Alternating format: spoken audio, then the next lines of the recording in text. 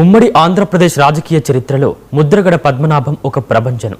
ఒక సాదాసీదా నియోజకవర్గ స్థాయి నేతగా ప్రస్థానం ప్రారంభించి రాష్ట్ర రాజకీయాలను శాసించే స్థాయికి ఆయన ఎదిగారు. కాంగ్రెస్, తెలుగుదేశం వంటి ప్రధాన పార్టీలలో కీలక నేతగా 2 సార్లు రాష్ట్ర మంత్రిగా పనిచేసి రాజకీయాల్లో తనకంటూ ఒక ప్రత్యేక ముద్ర వేసుకున్నారు. అయితే ఎంత వేగంగా ఆయన రాజకీయ గ్రాఫ్ పైకి లేచిందో అంతే వేగంగా ఆయన పతనాన్ని కూడా చూశారు. పదవులు, పంతాలు, భావోద్వేగాల చుట్టూ తిరిగిన ముద్రగడ రాజకీయ ప్రస్థానంలో ఎత్తుపల్లాలు అనేకం.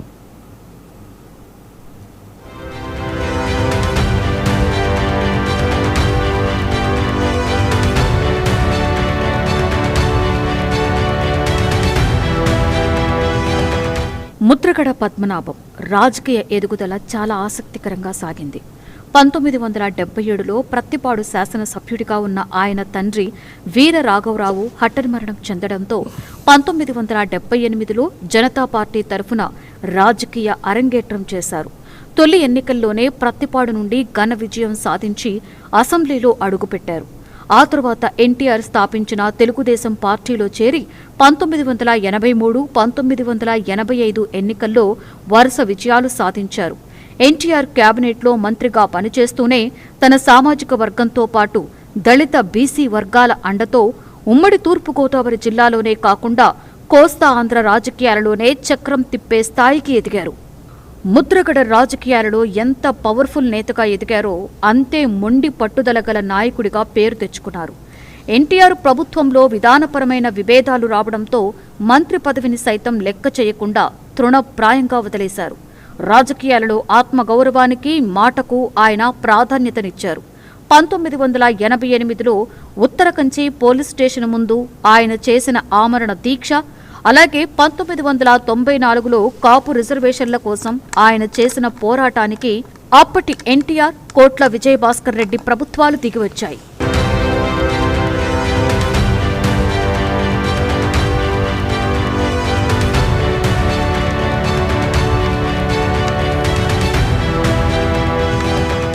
పంతొమ్మిది 1990ల ముగింపు నుండి ముద్రగడ రాజకీయాలలో తిరోగమనం ప్రారంభమైంది. 1995 అసెంబ్లీ ఎన్నికల్లో ఓడిపోవడంతో తీవ్ర నిర్వేదానికి లోనైన ఆయన జన్మలో ప్రత్తిపాడు నుండి పోటీ చేయను అని భావోద్వేగ ప్రకటన చేశారు. ఈ మాట మీద నిలబడడం ఆయన నైతికతను చాటినా రాజకీయంగా పెద్ద మైనస్గా మారింది. 2009లో వైఎస్ఆర్ పిలిచి ప్రత్తిపాడు సీటు ఇస్తానన్నా నిరాకరించి కాపు ఓటర్లు ఎక్కువగా ఉన్న పిఠాపురం నుండి పోటీ చేసి ఓడిపోయారు. ఆ తరువాత 2014 సార్వత్రిక ఎన్నికల్లో మళ్లీ తన సొంత గడ్డ అయిన ప్రత్తిపాడు నుండి స్వతంత్ర అభ్యర్థిగా బరిలోకి దిగినప్పటికీ ఓటమి తప్పలేదు. భావోద్వేగ నిర్ణయాలు, సాంప్రదాయ రాజకీయ సమీకరణాలను అంచనా వేయడంలో విఫలం కావడం ఆయన రాజకీయ పతనానికి కారణాలయ్యాయి.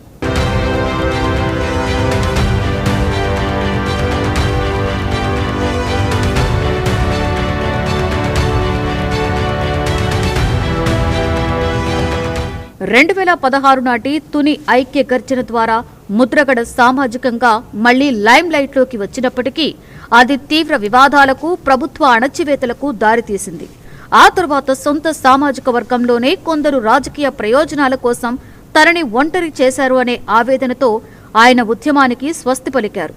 2024 ఎన్నికల వేళ వైసీపీలో చేరి పవన్ కళ్యాణ్పై చేసిన సవాలులో ఓడిపోయాక తన మాట ప్రకారం పేరు మార్చుకుని తన నైతిక విలువను నిరూపించుకున్నారు. చివరికి వైసీపీలో ఉండగానే శ్వాసకోశ సమస్యలతో కన్నుమూశారు. అధికారం, పదవుల కంటే నమ్మిన సిద్ధాంతాలకే ప్రాధాన్యతనిచ్చి రైజింగ్ అండ్ ఫాలింగ్ రెండింటినీ సమానంగా చూసిన ముద్రగడ ప్రస్థానం తెలుగు రాజకీయాలలో ఒక అరుదైన అధ్యాయం.